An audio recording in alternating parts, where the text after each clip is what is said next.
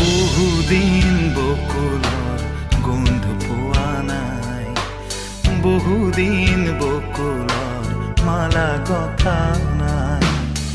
বকুল তলত বহি বহুদিন বালি ঘৰ সজা হোৱা নাই, বহুদিন বকুলৰ গোন্ধ পোৱা নাই, বহুদিন বকুল